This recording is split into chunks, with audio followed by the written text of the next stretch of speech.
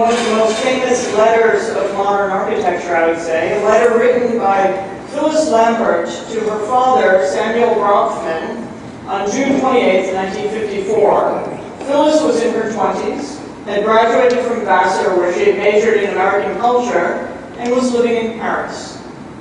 Dearest Daddy, it's always good to start off that way when you're writing your father a letter like this.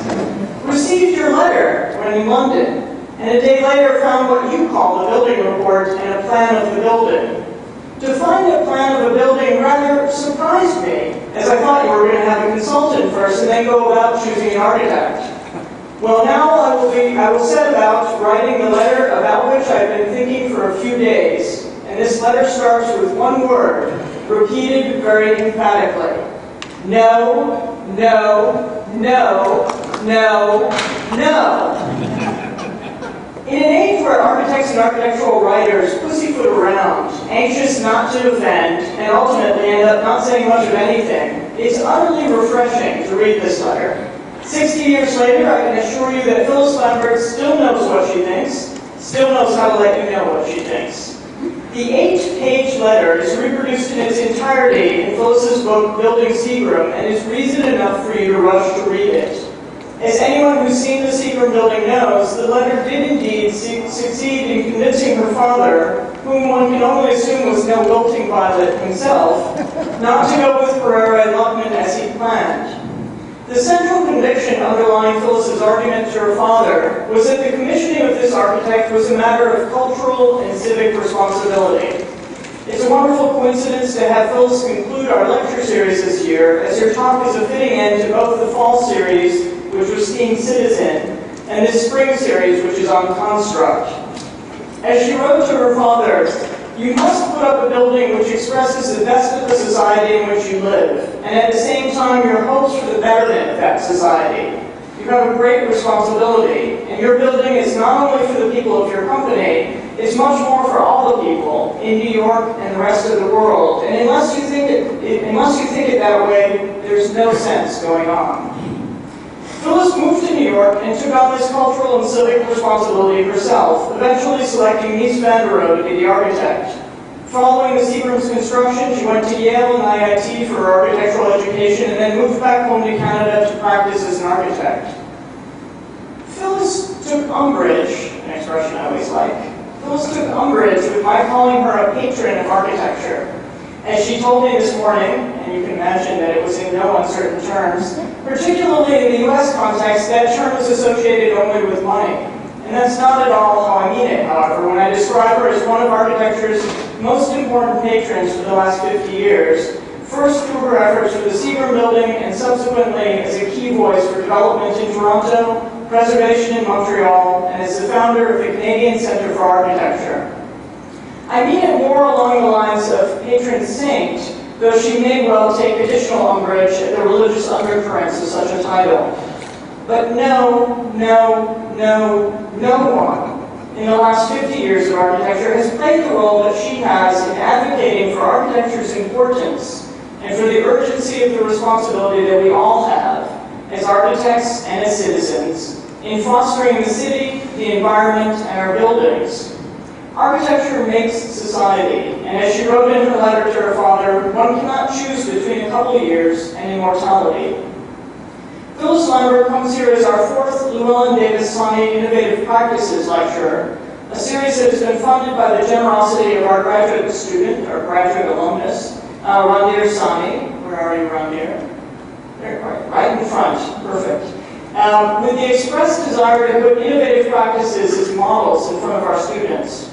Her book alone qualifies her as an innovative practitioner, and I'll take this moment to note that there will be a short book sale and signing across the hall in the jury room after the talk, $35 cash or check.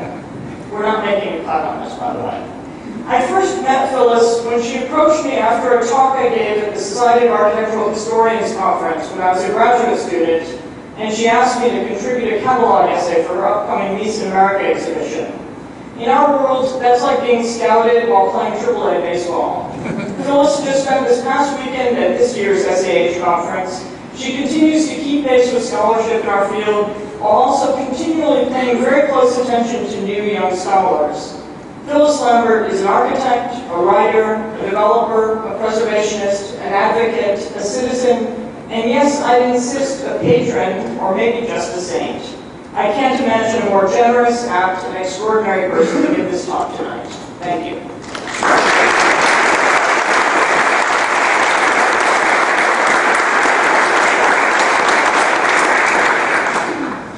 Sarah, thank you for that extraordinary introduction. Can I give you this one? Which appears with mine. Hi. My talk today addresses Mies's construct as both verb and noun, as Sarah's put it. Noun comes first, always, of course, because we have to have a concept and make the construction. You can't hear me? Oh, I didn't have this on. That's why you can't hear me. Oh, sorry. Should I start again? Yes. Yeah, okay. Thank you, Sarah. My talk today addresses Mies's constructs, both as verb and as noun. Noun comes first because we have a concept for you to build. Noun is an idea, a concept. In an interview of 1955, Mies said, "I'm not working on architecture. I'm working on architecture as a language, and I think you have to have grammar in order to have a language. You can use it, for normal purposes, and you can speak it in prose. And if you are good at that, you speak a wonderful prose. And if you were really good, you could be a poet." This was in 1955, when Mies was deeply involved in working on the Seagram building. And my discussion, I'll push this, okay. My discussion is through Seagram, through tracing the construction of the building, and both as noun and verb, starting with the fact of the building and the client. So this is the building in construction.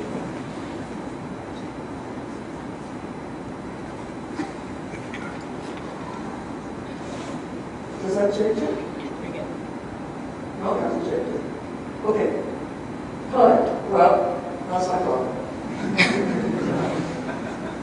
And he was the client du jour, and I was the client de facto. As you can see, I was director of planning for the building, and though I didn't know very much, I knew it was necessary. And so here you see Philip on the left, and Mies between them. I had my office in there with them at the offices in 44th Street. This is a funny photograph. The rather dour man there was head of the building committee, and he was not convinced at all. The man to the right of me is Philip Johnson. To the right of Philip Johnson is Dick Foster, who worked with Johnson. Behind him is Gene Summers, who was Mies's right-hand man. Then you see Mies, and then you see Eli Jacques Kahn. And then you see behind the building a man who is the clerk of the works. So that man, the clerk of the works, Eli Jacques Kahn, and the head of the building committee were in cahoots about the fact they thought that Mies was innocent to do 80 buildings in Chicago were so simplistic that he could possibly not work and do a building in New York City. And so over the summer of '55, I got away for 2 weeks. I came back, and I think Mies would have probably left, because Mies did a building that was a 3x5 building with 1x5 bay behind. And Kahn said, well, you can't build the LKs. That just doesn't work. And so he made it a 4x5 bay. So I got down to the office and I said, you were asked to be the associate architect in working drawings, not design. He said, we can change it. That's kind of funny place. This is the building that was built in 1927. Well, the first part was built the year before, and the second part in 1927 in Montreal for the Secret Facilities Corporation. And so this kind of a Gothic idea was transferred to New York in 1933 when Seagram took offices in the Chrysler Building in New York. And so I was fearful of all of this kind of work. And then they could extend their offices they already had many times in the Chrysler Building in New York. So the idea was to rent again. And they took offices in this. This building was being built then, but it's actually the building they were supposed to take offices in. And my father actually did go ahead. This was all managed by various members of the board of directors of the company, and it took space in it. And he thought that was just a problem. You know, the Chrysler Building is a wonderful building, and this is this is interesting because this is what was being built in this area in the 1950s. And here is a Cushman and Wakefield, where one of the real estate companies, and they had this wonderful plaza in 1953 or 54. And so these are the type of buildings that are there, and that sort of ziggurat because some was one of them. And none of them are the least bit distinguished. And so this was the kind of, when Seagram's decided not to rent offices in the Emily Roth building, they started to look for a site.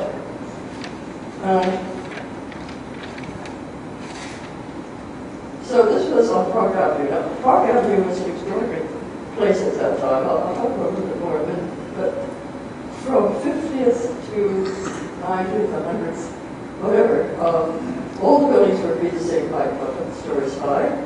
And it was called Park Avenue because that part in the center was a park.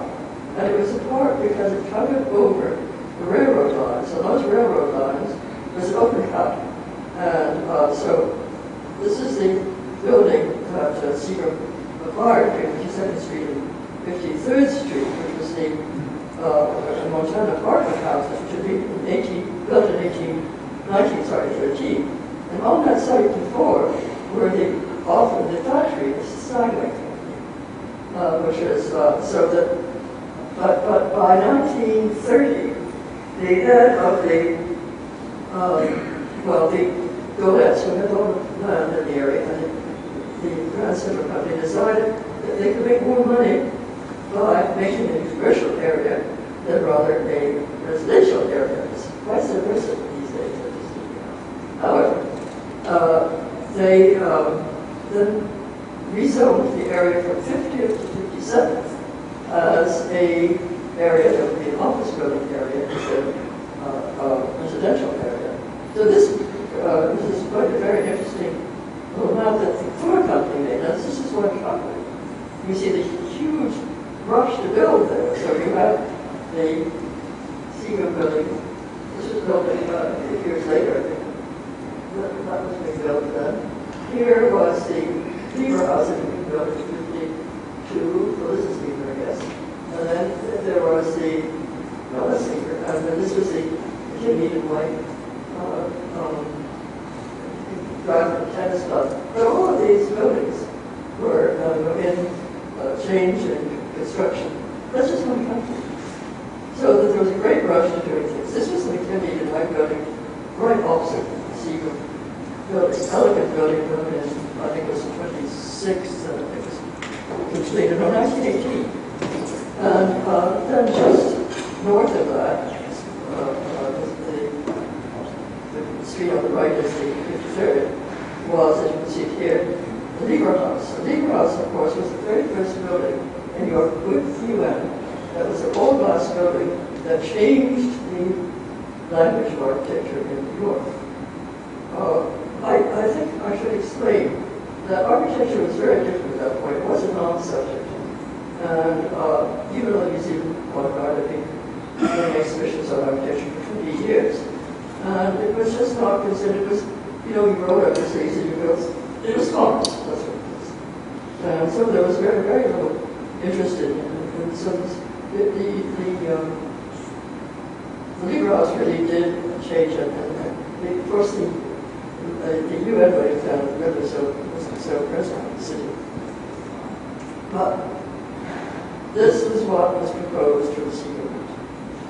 And I'm not going to stay very long. It was a model for the annual sales meeting in July 1954. And it was done by Barrett Luckman. And Luckman had been the CEO of the Sleeper House, strangely enough. He went back to being an architect because he was let go. And so this absolutely vulgar, horrible building was a proposal for the sales meeting. And then it was going to turn into a building itself until I wrote this letter, and I don't have to say very much about it now because Sarah did a super job of that. But the question was coming back to New York and finding an object really well. The head of the photo company, I went to my father. I went to see the People Museum of Art, and everybody was thrilled that the building that was going to be built in New York of a higher level than the commercial structures. And so everybody was all thrilled about that. Then I go see Business Center, really terrified about it. But I knew why. I was just so passionate about the fact that what if you were going to build, you had to do something absolutely wonderful. And it was, as I said, it was a time where architects were, it was the time of architecture that was similar to the Renaissance, because during the Renaissance, it was a change of paradigm completely from the macrocosm to the microcosm, from God to, as the center of the world, to man himself being the center of the world. And this was a time when there was a great change in materiality and construction, in the industrial revolution that was finally becoming recognized in architecture. And so I went to visit architects for 6 weeks in their offices. So there was Breuer and what's his name? Alvarez and Walker, yes, sorry. And Errol Saarinen, and all the people, well, Saarinen had put it, those who could and shouldn't, because they either were very commercial architects or they were too young to do the same, not build on buildings that were little buildings. They had enough experience to be able to build tall buildings. Those who could and shouldn't were the young ones. And then those who could and shouldn't, that was what Mies thought was the perhaps, right? But Frank Lloyd Wright belonged to another period, another era. So when I actually recommended Mies after this, I went to see Mies in Chicago right at the very end. And actually, I had seen, as before that, and forcing Chicago, I had seen Errol Saarinen in Michigan. His very interesting General Motors, which was very easy in its aspect. And Ali was writing an article for the New York Times on the question was, if you were in 1920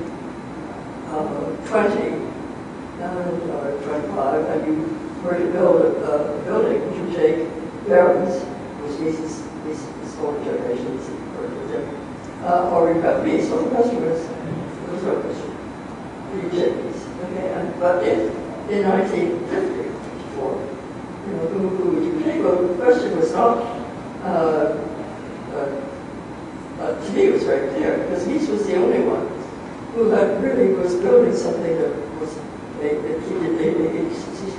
something that had a kind of a constructivity to it that was amazing. And that everybody got spoke to all the other people and said, was always talking about this. We do this stupid thing, we got to make it really more sculptural, we do it more this way or that way, the other way. Mies, of course, had proposed this extraordinary building in 1921, and he said, he wrote about it, saying that only skyscrapers under construction reveal their bold, constructive thoughts, and then the impression made by their soaring skeletal frames is overwhelming. On the other hand, when the structure is later recovered, with masonry, this impression is destroyed, and the constructive character denied. We must not try to solve new problems with traditional forms. It is far better to derive new forms from the essence, the very nature of the new problems. And then he also talked about the glass skin 10 years later. So the glass skin, the glass walls, alone permit the skeleton structure its unambiguous constructive appearance and secure its architectural possibilities. The sense of construction and constructivity was always with him. So this is an 860 Lakeshore Drive, the construction showing its constructive nature. This, I had friends of mine at the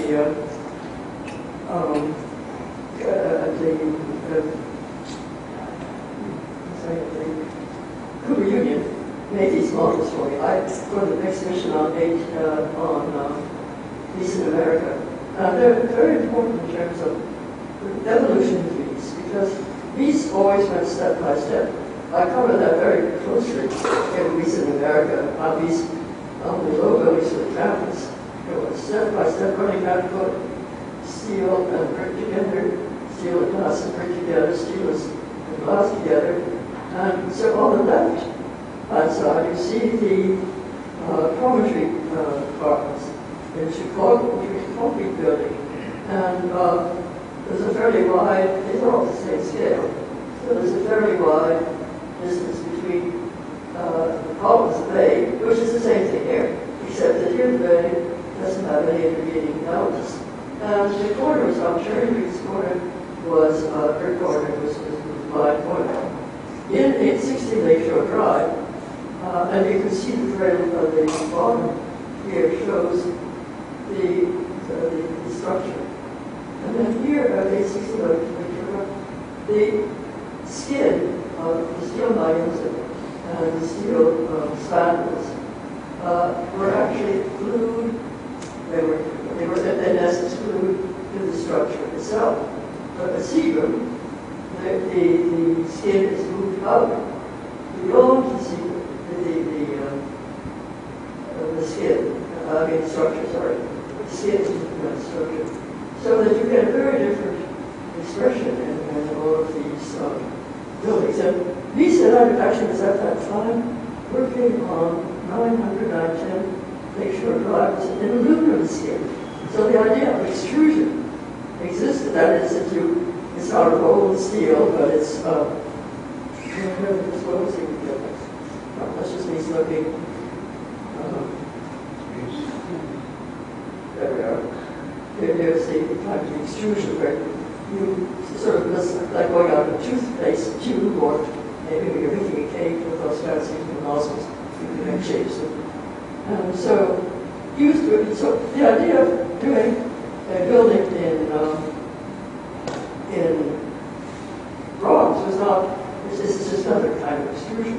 And that came because he asked my father what kind of material he liked. He liked bronze, and so he said, there we are. That's about as far as one can say, because he was intrigued by that possibility. Now here's the model of the building, which he did very quickly. So you see this is the tower, 3 bays, 1, 2, 3, 5 bays, 7. And this is the 1 by 3 bay that has the marble, sheet marble, instead of glass, because it was stiffened by structure behind it. Because the engineers in New York didn't want the building to move at all, which was quite a reason, of course, the fault of the children. We allowed to what the New York research did. And then we didn't have enough property to be able to build a 25% tower, because you could only do a 25% tower. Otherwise, you should be going up 10 stories and then going back and back and back. So we bought some property 90 feet wide on both sides here, and that created, and then this was we call the Blossom. This created something very important. These wood they had people in it. And afterwards, Mies always did that on his complexes in Detroit and in Seventh Band in Chicago, the Federal Center, the Post Office, and so on. And here, just to give you a quick run through, this is the 1 by 3, the 3 by 8, 1 by 3 day. And you see the elevators are back there, so that's the tower. This is the ground floor. These are pools that these good created. And there's granite on the module. It goes right through all of this. So you go, through over here, and the white building all across this wide Park Avenue. The wide sidewalk is made somewhat wide and normal. 3 steps out across through the cores, elevator cores that were covered with granite. This was a big travertine. It's a buttery yellow travertine. This is big granite, extraordinary granite. And then you came to here, which is, you could go down 52nd Street, down 53rd Street, down the stairs, or you could go into the Four Seasons, which came up to be the Four Seasons restaurant and the castle. Here. This was the exterior corner, and that was, this is the corner is always being public architects, and this is here, and it's very much shingle, by very strong corners, so look at that shingle on these, and so this is the entrance corridor, which is getting a big problem, and here is the, one bay with the spanel, strong spanel. And this is again, extruded monument plan, and as it connects to the glass, the stalks, and the way the partitions inside come into it. So that's the kind of constructivity of the building. And this also, again, this is the question of stiffening the building, because the engineers, in Europe, are saying you didn't want cracks in the building. So this was in the cores. This was a truss down to, I don't know, 17th floor, up to the 11th floor. So something that was covered in concrete. And it sort of forced me to put an extra column, which he was against. But he was a very, Mies was pragmatic. He was going to solve the problem. Save the money that we're going to otherwise have to keep it rigid. He said, okay. Here is the secret building is the first building to be glass to ceiling, floor to ceiling. See, that's the outside straw. And this is the element for bringing in a finish air.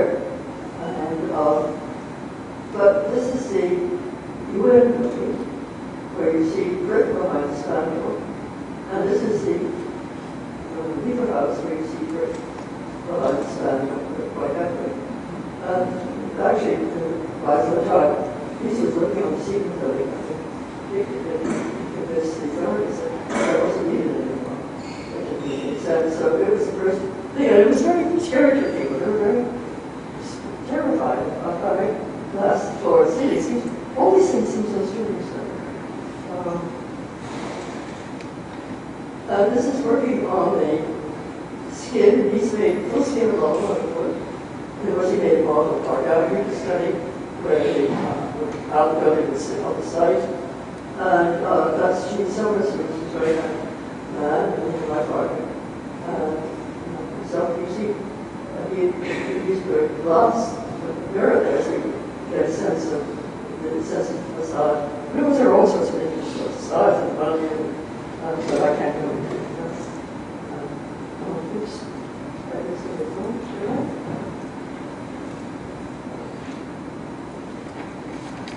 Oh no, I should just show that. Sorry. This you can see, I discussed that earlier. You see this celebration. there in the classes. This is the center. And this is the building in construction. It was a fast track. And quite unlike the 860 drive. So that they're still pouring concrete to fireproof the steel up here, and they're putting the glass in on the lower floors that modular attachments, etc. And here you see the scale of that glass. This is just this wonderful new idea when you finish the building. And actually, this was actually Tom. There's one of the people on the job, and these are all people working on showrooms. And this, of course, is the building that's famous photographed by Ezra Stover. And everything around it was going to change. Mies had thought that you see the hotel building here. He thought that because of the laws at that time, the regulations of zoning, he thought that people would have to so we sort of closed that. This building was now under construction to the north, so New York was changing rapidly. And I want to point out something else. This was the first Philip did the projects this was the first try at it, but it wasn't strong enough. It just didn't work very well. And so you see the forecast of the change. And then, of course, you see the low arch here and the muscle alignment. Public space. Well, the Seagram building, everybody, it was always famous for its drawings. But it was really important for its plaza. And it changed New York. The Seagram Plaza, maybe I should go back to the Seagram Plaza changed New York because the zoning then made incentive zoning so that people would get 10 square feet for extra podium. The buildings are every 1 square foot that they built all over property, open space on the ground floor. And everybody did it. It was a completely changed sort of sense of New York because it was a very lucrative kind of way of building. Well, where did this come from? Mies looked up and down the street. He saw that all the buildings were going to the sidewalk. You could have seen it right here next to us. So he said, go with that because of that. And I thought, well, it's like a harvest in front of the church. What was needed? There certainly was the idea that you set the building price that you can see. But it was a long history. So this is another construction aspect of his work. This is a real house. Mies did this when he was 21 and the control center was finished. And you see the walk here. This is the house. You come in to the gate here, and there's walk, and then there's when you get into the house, turn right.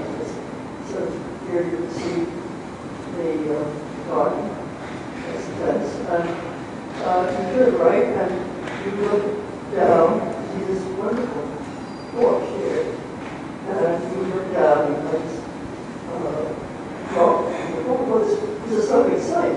This big, heavy wall, this 20-year-old architect made that cut. It's absolutely amazing thing. Plus the fact that that house really has kind of sits the way it's seen as a kind of Roman presence. He's excised this from all his work for a long time. Finally brought Phil Johnson back. And then Barry Burkhill, in his piece in Berlin, talked about the importance of the landscape in Berlin at that time. And so this was published by Hermann Matthias in Non-Household Garden in 1910, 3 years after Mies had done it. So you can see how quickly it became important. Well, where does this terrace, for a young man to make his own move? Well, in Barry's Turkey's word, before was there for a few days, he was there. Let us encourage everybody to see, to visit the gardens in the Shingle, actually. This is an amazing Charlotte home. It's Parks on Sea in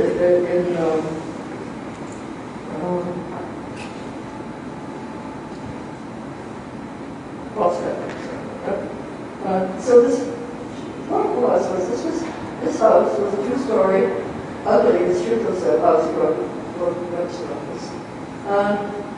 So what he did is he made it into a neoclassical temple front by raising the terrace, covering the lower floor, and the places where you can stop back there, and making this wall across, this heavy wall across, and then raising this terrace. And Mies continued with this idea of this play in the competition that he did for the what's it called? I've got to put pictures in it, but today before the Bismarck monument in 1910, and then he had huge books on Shingle on his desk, and so one had the Palace of the Oriana, which was an idea about a palace that Shingle did in 1812 or something, and it was. And it was, again, it's going to be a great play.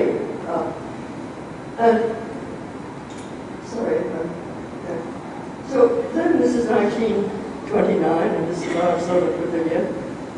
So you see the fact that you walk here up and turn around, and you have all these this strong horizontal plane. This is the plan of it. So you walk up these steps.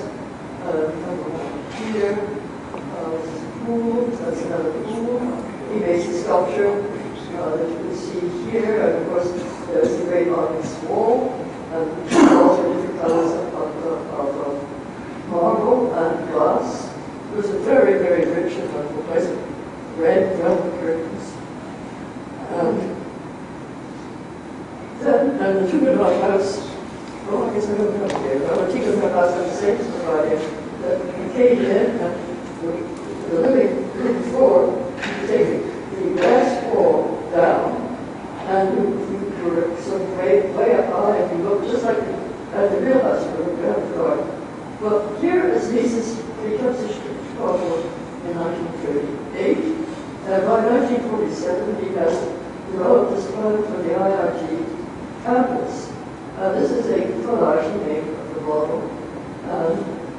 This whole plane is like a terrace, like a this is a very forest. This is a huge, the type founder of Lower East Side in Chicago. And he said, there are no cities anymore. He wrote this later. He said, they go on like a forest. And you have to do the best you can to learn to live in a jungle. And so this was the development of these, the platform, the podium that he, the plaza, that he made go punch from again, the house, the real house.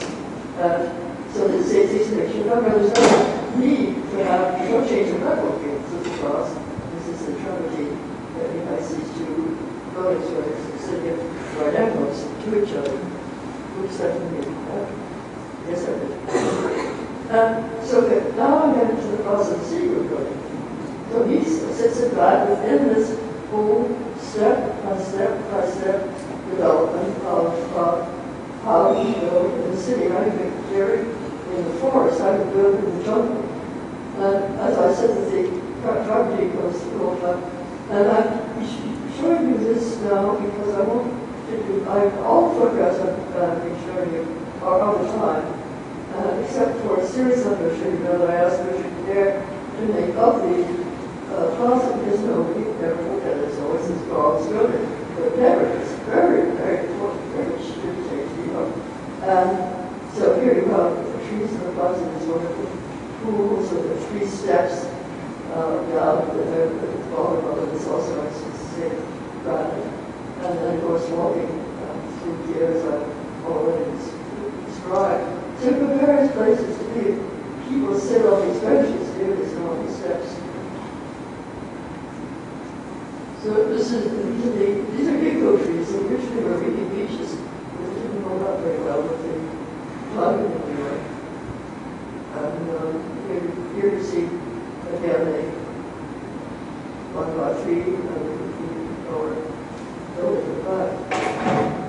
By the way, when they did that, or building in the back, to make sort of connection between the property was Phil Johnson, never do that.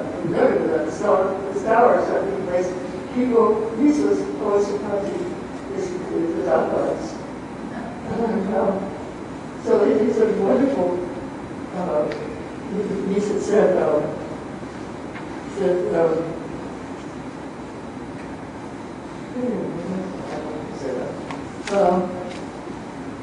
nature should also live its own life. We should attempt to bring nature, houses, and human beings together in a higher unity. So this is what he's doing here. You see the pool involving the also sitting on a powerful body of water. And they become, he said his first sketch was really the only sketch he has, two sketches there, that's all he ever did. And he showed discoveries in front, always as a hook swab, and it's a foreplay, one of the that reads the back plane. Here you see the cross in the park. Now, of course, this building didn't close in, as we said, but I'll show you the picture at the end. So you see people sitting all around on this bench here. This is just a nice, wonderful kind of environment in the trees. This is very well example. He said this was the hottest day in New York in 2010 when he made the photograph. Here you see, this is a marker. This is proper property factory, that's the middle. So there you see the very steep, where I stopped from Mexico to Park Avenue, on the steep descent from Park Avenue to Mexico Avenue. And you see these benches. Well, this was made, this is kind of, these was achievements for always creating art out of necessity. So you had to have, because it was a steep fall further down, you had to have something to protect people, so you had to have a fence of some kind, 3 or 6 high. So he said, well, if we make a bench 3 or 6 deep, I don't know what to say, but sit on that. So I think it's an amazing. So you see those wonderful generous steps, and he thought that if they don't have water in the pools, they would be thought out where the plants could be put there from time to time. And this was interesting. This was beautiful. But also, you see, I talked about the fact that from the hotel play, you always see light in them. These are the restaurants at both sides. So here you can see the reflection of the fountains in the window. And at the same time, of course, you see life within the areas of the sculpture over the bar. And on the other side, on the inside, this is the Four Seasons restaurant. And here again, you see the fountains and the trees. So the kind of the inside, outside play with the plaza. So this is part of that great decade. And there's going across Park Avenue, across the plaza, through the glass of the lobby, through the Trinity floors where the graders are, and through the Picasso hanging here, and you also see the reflection of the McKinley and white back there, so here. And there again is that, continual playing on the plaza. This is a wonderful photograph. There's just a sense of it. Actually, was later on when we had to, one of the particularly landholdings, so we set up Article 26, which controlled everything that happened in the embassy. So that part of that control was structural on the plaza. But also it said that there was a benign neglect or acceptance of people being around on the plaza, and nobody was actually involved in them. I might get to something on that around my press all the time. And how much do I go down? Keep going. Oh, still down. How much? Oh. Okay, well, I think that, Philip Johnson had an important role in the building, actually. He knew that he was not going to use his building, that the constructivity, that the proportions, that the materiality, these are all things that Mies was really going to work with. Philip was just leaving the Museum of Modern Art at the time that this museum was to be built. And they put a company against it. What happens if something happens to Mies? He said, I had no idea. And he said, well, what about if we asked Philip Johnson? I thought it was a great idea. Because Philip was garrulous, he was in New York, he was part of the Museum of Modern Art, he knew everyone, and he was very intense. That's what I did with him so much. He's only been very few people. So it was a very great having him. And his sense, he wanted it to be a Gesamtkunstwerk, that is, a complete artwork of everybody. So coming from the design department of the Museum of Modern Art, he wanted to assure that everything was done, was raise the level of industry. So first of all, just show him this great house, the glass house. And that was taken in 1949, just after it was built. This is an article in the summer of 1958. Building, Stephen talked about their office in 1957, but the building was only starting to get built in 1958. And it was just a year and a half after construction started. So, and the only part is about Philip was obviously, this was a seems custom. Look, well, these custom idea was furthest you could think of for these. And Philip was obviously the amanuensis of this because here you can see the, everything except this image is a piece of scale. But here you have all the things, the tragedy, bathrooms, the doors going for receiving, the woven metal of the elevators. But most importantly was the Venetian blinds that were in three positions, down, up, or halfway up. And also fixed in position, either open, up, or down. Not all over the place. And this was because these wanted to have, he wanted buildings to have monorail doors. If you think that most of these skyscrapers are not open, no, excuse me, I'm not going to put this time, but in Europe, each client or each company that has a floor does a different kind of lighting. So it's a kind of a hodgepodge. As you never see the buildings in unity. At 860, these goes silver curtains on the outside, and you put whatever you want on the inside, so that you have that unity. And of course, having the dark glass, also, which is a kind of heat absorbing glass, also made a model of the building. And here, the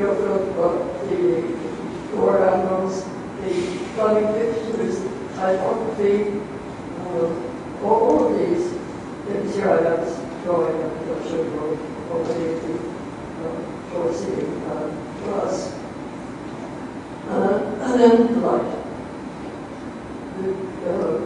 Philip worked with Richard Kelly. Richard Kelly was a lighting designer, And he, as a kid, he loved writing, he worked with various companies. But then, when modernism came, the glass walls out of the wall, like the glass wall, took it down and washed walls that are solid. And so he went to Yale to learn how to work with glass buildings. But there at Yale, he worked with the Department of Theater Department. The head of the theater department had written a treatise really on theater writing, which he had various principles. So they were washing the walls as marble and something else. And so the dramatic would be very dramatic, obviously, this is going on.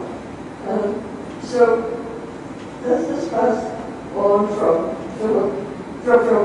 Kelly to Philip. And I remember Philip going around saying, Hartford is kind of like a headline on the car when he uses the theatrical traditions. So this is two rooms in the house, the brick house that he built, but also the glass house, of course, we're not two glass houses, but the brick house, he decided to put these two rooms together and try an experiment with lighting. And so this wall thing is obviously clearly not self-supporting since it's not considered. And in this wonderful cloth, Italian cloth, which was a kind of deep brown, background with silver threads in it. And at the head of the bed was a dimmer. You'll see this. Which is a way to turn down this dimmer. I stayed in there many times. It was like being in the desert, you have the sun going down, and it was just an extraordinary feeling. Well, it was really with light that Philip made the break between the international style and international modernity. And sort of going back, well, he was a kind of a postmodernist on that end, because he discussed all of the sources. There was the stone, and there was also other British architects. And this was one source that he never collected. This is Queen Louise's bedroom in 1930. This is important services, or early 1930. This is at Schloss, Charlottenburg, Schloss. Okay, Charlottenburg. And this is Chico. And actually, there's a wonderful photograph of it, the very Virgo published wonderful stuff in this book. I wanted to see what it really was like until it's not changed. So what you had was kind of a light veil over a pinkish kind of cloth. And as the sun came through, it was just a kind of wonderful atmosphere, very much what Philip did in his that bedroom at his brick house. And here is this very dramatic lighting, because you don't have to put glass the walls. You have to light around, so the light reflects up. And there was some way to make light come up in here, but he also illuminated the trees around. He sort of changed that landscape. You see, that's a very different landscape. And this is a painting by Cuso here. And it's the burial of Fossil. And it's a very much like this. There's a great valley and trees. Rather, Philip kept on cutting the trees and working with trees, of course. They had the structures around in order to, and of course, Cuso was very close to people. Because this is a kind of, he was, he tried to make this, it was a hardwood building with the kind of sense, he cleared that landscape, trying to make the empty landscape into a neoclassical landscape. And here you see they do like Chico. And you see the same things, the structure here, the guard rail, and the big drop with the valley, the structure, brought to the body. And this effect of Chico was a very important element for him in the drama. He felt. Well, this is just this was published. The image here was published in a magazine called Flair, and just after he built the house, and still that is. And you're reading from a piece of book. Clearly, Philip's break from Mies was fed by their very different understanding of Shingle connection they shared. This more independent, this move into independence was instrumentalized to lighting design, not only because Mies's architectural approach was out of reach for Philip Johnson, but also because it lay outside his concerns, which were only beginning to surface. These concerns were nurtured by his haunting memory of the oak garden in Potsdam in 1930, which was by Shingle very wonderful, where Philip wrote, Shingle succeeded in the creation of emotional space by such casual and eclectic means.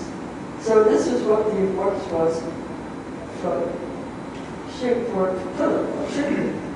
But at the same time, through the control of artificial illumination, using techniques acquired during his his highly rewarded collaboration with Richard Kelly, Philip could bring together the pictorialism and the atmosphere of romanticism he found in Shingle within the tectonics of Mies.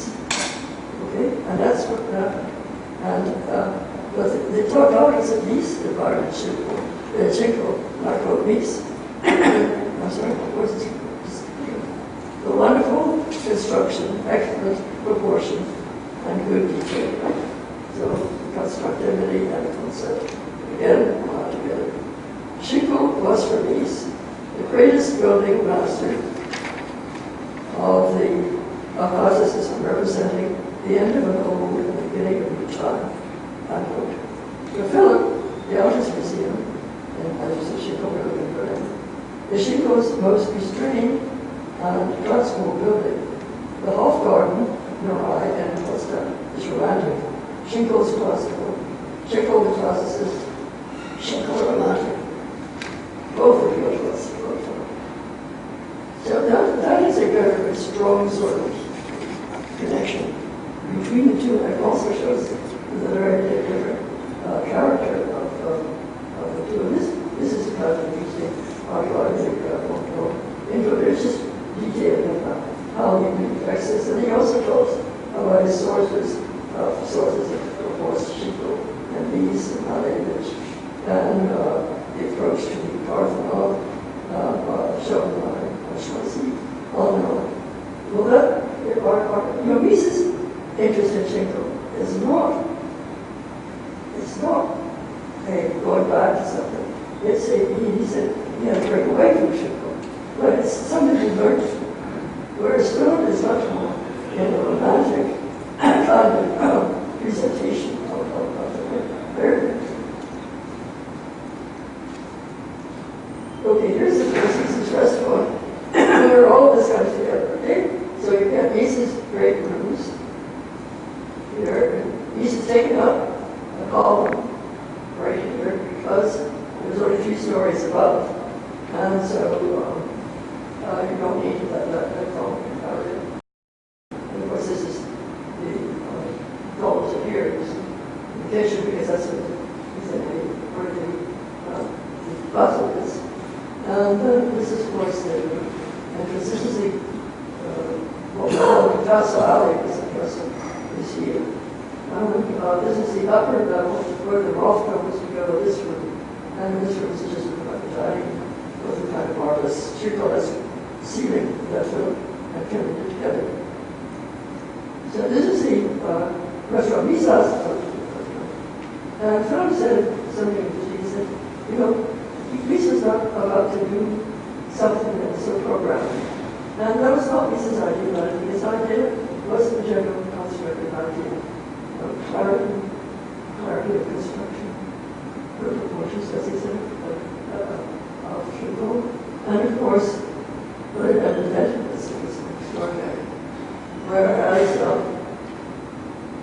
I'm not sure what the word is, but anyway, here, Mies is so Mies was, having to deal with going up the stairs, but sort of in a very fine, really easy one of some details are not really easy. It doesn't really matter if it's an atmosphere, the general atmosphere, we think the fine materials. Here you see, here we have these chains, catenary curtains. Well, those go, they're of pink and gold and silver, blue and chains. Where does that go back to? Goes back to Queen Louise. He introduced it by Philip in his own bedroom, or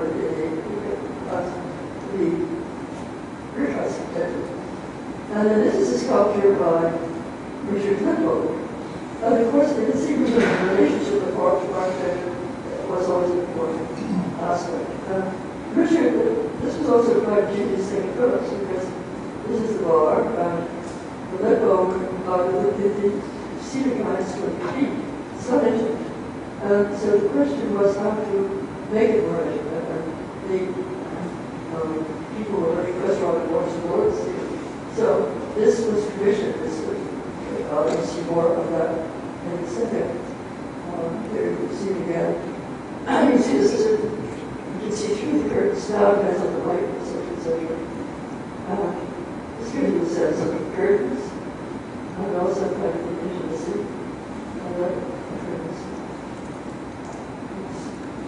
This is the rods. There were quarter-inch bronze rods that were hung by stainless steel. It's quite a different thing. These are the pattern of the Milo patterns that come from the blueprints of the building. I'm showing this photograph, the gorgeous photograph. This is the pool. These are these trees, these ficus trees that were given enclosure, and you see the light that bounces up. This is like over here. And this is the wall, a wooden wall which can open up the wall. This is open up. This is supposed to be the Rothko room, actually. Now I'm only giving you some information to talk about that. This is such a Rothko town. And Philip and I commissioned Rothko, and we stood looking into the room that would be where his work was to go. And the floor was concrete, and the walls were concrete blocks dividing the space, and there were these great windows on two sides, and the upper level. And Rothko made, he took a space in Manhattan, in the museum, is what I said, Lower Manhattan. And the space was trying to give space that was as much like the Four Seasons as possible. He worked on doing his purpose, usually horizontal layers, and it's so vertical. And then when his assistant said, he shared the paintings, so it became very much a kind of architectural sense. And he Rothko actually referred to Michelangelo's Horatian Library in Florence, where this is the entry to it, that's the library there, and this room is continuous around the four walls with these blind windows. And Rothko loved the fact that there was a clock, he couldn't get out of it. And he became quite shrewd because he was having such a hard time doing the thing. He was such this very interesting chapter in the book on that. So this is how I think that it's the only way you could build. These are he finally, in his third series, he gave the back the secret of the money he was getting for these paintings. And he then gave these ones to the Tate. And so it's called the Secret Collection of Tate. And So I just, according to the size, I figured out this is more or less how they worked there. This is, of course, is what it would be. This is more or less how it would be. And then the Picasso curtain, I mentioned that quite a number of times. And the Picasso curtain was completely, because it was just curtains sort of coming out of Europe at this time, in 1957, 1956. The curtains on the Nova Hero, but see that the group saw this. This curtain is extraordinary because it's a whole fragment of the wall. Now there's a marvelous sort of the characters are in the curtain. Richardson, who's Picasso biographer, doesn't believe that they are representative of our children. There's a kid there from the historian. You mentioned that. So this is Picasso. This is a little funny Spanish boy who came with the troop from Spanish because this was and Gabriella commissioned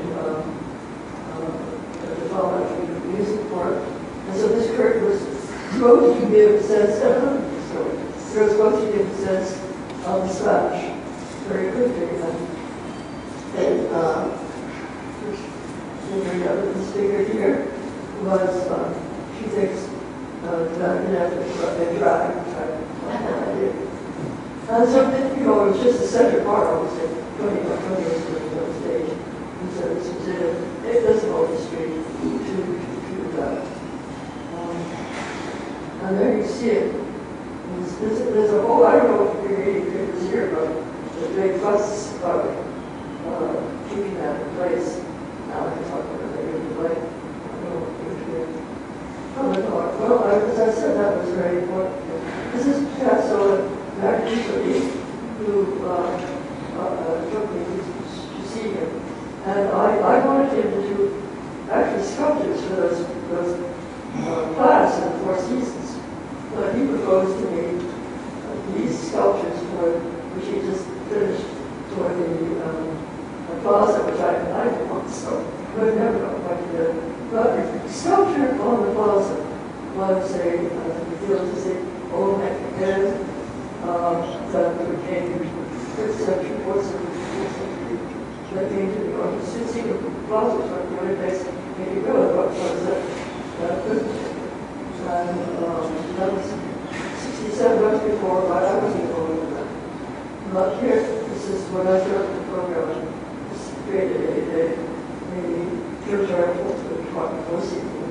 The least big ones, of course, is the broken column by, I forgot his name, Captain Cook. Yeah, that was there.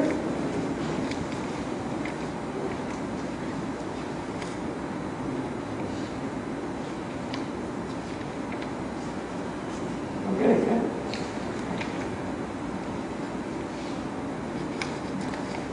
I'm sure somebody here knows what it's about. Pardon? Thank you very much. Thank you very much. Thank you. I love the photograph. Wonderful. This is the building is your style, and so that you see the church, which you cut right against the doors. And this was Joey Smith's light up. And that was on the plaza in the summer of 2000.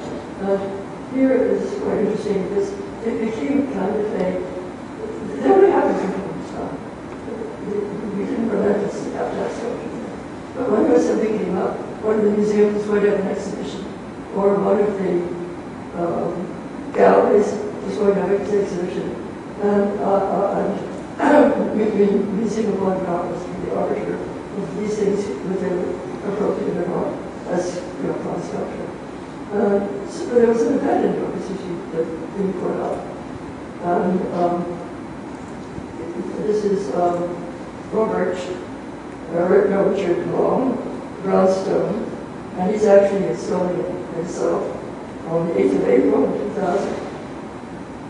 I guess the lineup was 1971, I remember. And then, the summer one,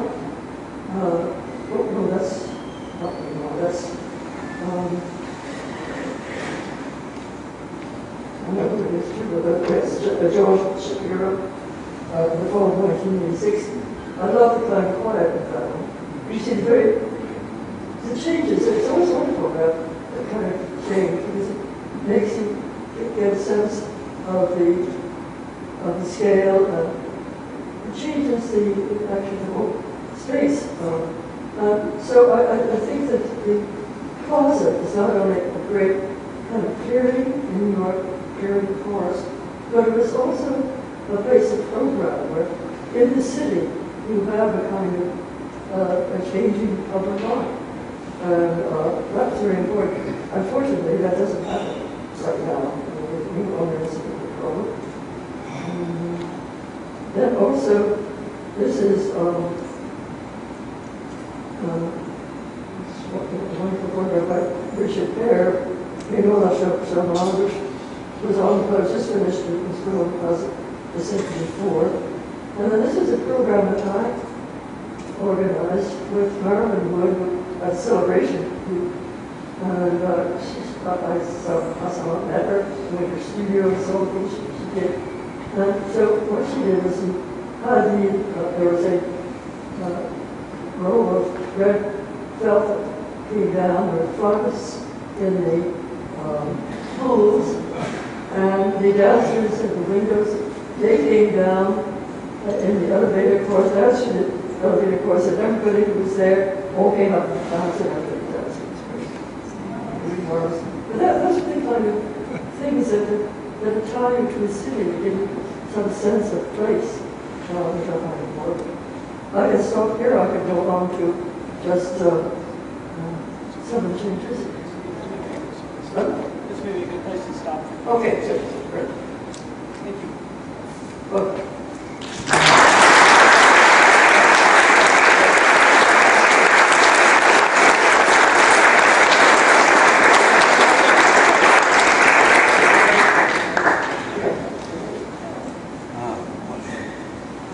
So I think so I have to take questions. So are there any questions? Somebody has to I like to start. make them hard. Our son visited this lovely lady about 8 or 10 years ago. Maybe am I wrong? You pulled this off in 6 weeks, didn't you? What you tell us, what you did to get Mies to do this, you did the whole job in 6 weeks, less than 6 weeks. Well, choosing the architect. Yes, that's what I mean. But then after that, I remained as director of planning and made sure that Mies could build the building he wanted, and that all the little nasty things that happened, and the people who have contracts and secret who want to get a special, I made sure that none of that happened. That was it. Thank you. I would like to toast you in what is it, Steinhardt gin and Wassier.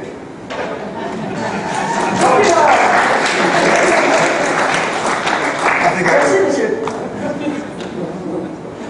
Yes. I was hoping you could talk a little bit about different working styles. Different working styles of Mies and Phil Johnson and how they interact with Red and how that manifests. Yeah, sure. Well, for example, when we had the problem of not having enough floor space, not enough land, we were like 35% tower, because that's all you could have if you were going straight up. And that has become a problem because it really could be twice as big. So there are problems now. But anyway, so Mies just, he said, well, we need to have more land. The choir required it, and he just he put all those pieces together. And it was well, at the same time, Philip was looking into elevators because how high you can go, of course, depends on the elevator. And so Philip started to work on it. He said, okay. I said, oh my God. He said, elevators take off everything. We have to build it anymore. So this was a kind of difference. A funny story about the bathrooms. These are little stories, but they're nice ones. Philip wanted to have the stalls that come up with the partitions, the cantilever out of the wall, and they became very expensive. And so Mies wanted to have very good enamel partitions that would last. You know, but you see the of the plaza. At one point, he said to Philip, why don't you go out and design the plaza? And that was kind of fun. Philip gave a course at University of Pennsylvania, and I went with him as a member of the jury on that. And what Philip really did was he took the whole plaza, except for the entrance part where you had to walk into the doors, and he made it all in water. And he sort of said, well, the building rises out of water. And he said, yeah, that's exactly what it doesn't do. But the thing about it that was such a problem was that you had to go straight in. And Mies was always for freedom. So, the freedom of if you could have an open floor, he had an open floor. And so you could walk up and across this way, that way, the other way. And so this restrictive kind of directive idea was completely, not what Mies was developed. And was absolutely against what he was trying to do. And Philip was great at the dramatic aspect. I think if Mies had done that, the Four Seasons restaurant. Did you ever see the Arts Club in Chicago? Or was it any photographs of it? It was very pure, very beautiful. And, but it was never, I think that Philip's ability to have this kind of dramatic sort of stigma atmosphere was perfect, and it worked for that. And Mies's I think sound would be much more abstract. So I think that worked. And then Philip worked out things like Mies worked in principle much more. And Philip worked out things like the luminous ceiling, which is around the ceiling building, which I inferred when we discussed. And so it sort of goes back through two modules. And really other things. There was a great famous fight where Mies walked out on Philip. This was at Philip's house. And we were talking architecture. And so Philip, I was there. Philip and I and Mies. And so Mies, they were talking about Berlage. Berlage was a master that Mies loved very much. He built the stock exchange, the commodity exchange, in Amsterdam. It was a beautiful brick building. This brick was wonderful. The whole thing was wonderfully well built. And so Philip said, Mies, I don't see why you think that Berlage is so good. And so Mies started to explain. And then I think there was a fair amount of alcohol used. And so he said, oh, I won't say this, that's 1 minute longer, and he left. And then afterwards he said to me, he said, I don't think it was right of Philip to criticize Berlage in front of the client, in front of me. Mies was always very careful about that. He would not criticize. I remember we talked about Myron Wilson, who was Mies's star pupil. He was marvelous architect. He worked with Skidmore. And so we always used to tease him about working with Skidmore. Mies said, don't do that. It's not right. He has a loyalty he has to have with Skidmore, and it's not right to do that. Mies had great respect. In the beginning, how much of the building was occupied by the headquarters of Seagram? Good question. It was about a third. What? About a third. About a third. Yes. 200,000 square feet. And the building was 500,000 square feet. And the rental was taken up quite quickly by other people, right? Yes. No, it looked originally was. They were in. But, over the 58, it was taken up. And then, of course, it's been able to maintain its level of high level against the new buildings that have been built. And it was very, the use of air conditioning was just coming in there. And the Seagram building was really very sophisticated. and all the engineering. It was, of course, a wonderfully building, and it was always maintained by Seagram. Right. Sir? Oh, it's you. Of course. Who were the other architects that you looked at before you chose Mies? Well, I went to A's office, I went to Yamasaki's office, I saw Sarah's buildings at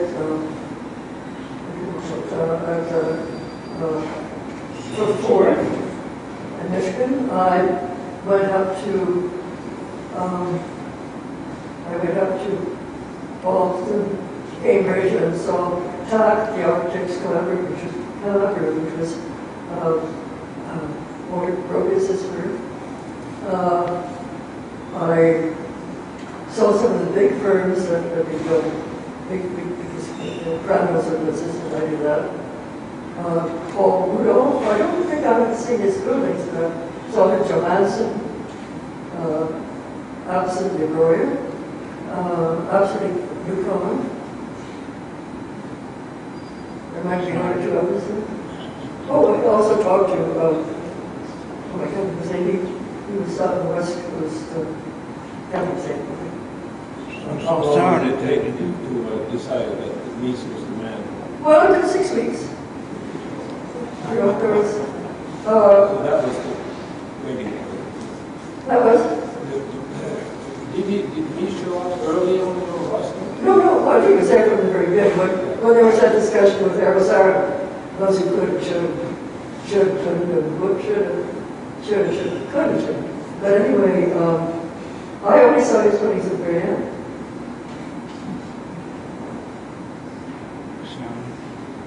Sarah? Well, I think that it's very interesting how much you focused on the plaza and on underscoring the human occupation of the plaza. To what extent are you conscious of having to demonstrate that as a rebuttal to the critique of that plaza in particular, but the modern plaza generally, as being anti-human? That's interesting you say that, because the critique at the time that the building was being built was, how can we give away all that land? That is un-American. And there was actually, the building was actually taxed. The taxation went up from up some 37%, and the Beaver House was only 17%. And so Seagram took that to court, and they lost because they didn't have a good argument with it, and because it was hard. People didn't know how to tax a building that had given away, some of the land. So actually, something will be built behind on Lexington Avenue corner where these days. It's always been already, Foster has already designed a tower, which is, one of those pencil towers that have been built in New York. But the criticism, this is right, I forgot about that. There was a lot of criticism about the fact that you had to keep the building up. That was why. But, I think if you all forgot that. But, the Dracula Rights Guggenheim building was built at the same time.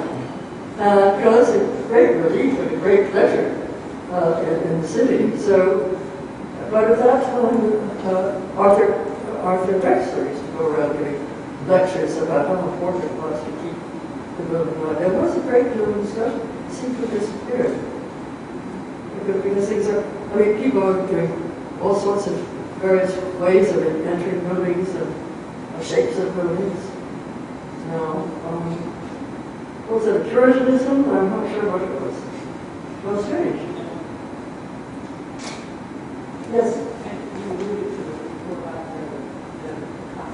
I can't hear you very well. Oh, I'm sorry. The Picasso, you alluded to it with the controversy that's going on right now. Yes. With the curtain and what's happening. What are your feelings? Yeah. Well, the Seagram building was, when we were, let's see, at the same time as the taxation was on the Seagram building, there was also a threat to the the Kindergarten light, that's when the station is wonderful, in class. And Ada Louise was in her article. The problem is there's no way of stopping it. So landmarking came in to New York, and by the time, that was in 65. And so by the time the Seagram building was to be landmarked, which was 30 years later, the outside of the building was landmarked, the plaza was landmarked, which is unusual now, the lobby landmarked, and also the Four Seasons were landmarked.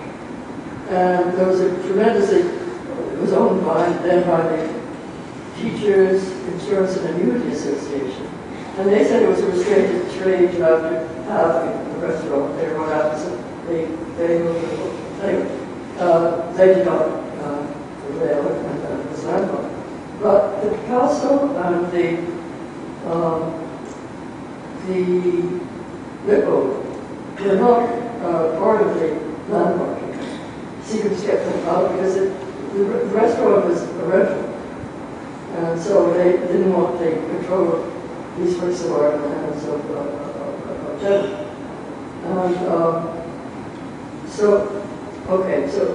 fast forward, and the building is bought in 2000 by RFR. I have a Freudian problem with the name of the guy. And anyway, he interesting German who came over, something Rosen, Baby Rosen. And he came over, I think maybe in the 80s. He bought the Lieber House in the 90s, and in 2000 he bought the Seagram building. Well, that's a pretty hot real estate guy who can do this. But he's also a collector. But what he collects is not, he collects things of épaté bourgeoisie. So, that would make people say, oh, like that. And it's not great for him. He doesn't like the Picasso, he says it's a rag. And the reason he doesn't like the Picasso is because he wants to put his own work there. He first with stuff he owns. And so he does that all the time at the Lieber House. So he said there's something wrong with the wall. The Picasso is owned now by the New York Landmark Conservancy. So the Landmark Conservancy said, no, we're not going to take it down, there's something wrong with the wall. So it was tested anyway. They went first, the landmarks came to court. And the case was accepted, and so then there was, about 2 weeks ago, a case before a judge, a trial, and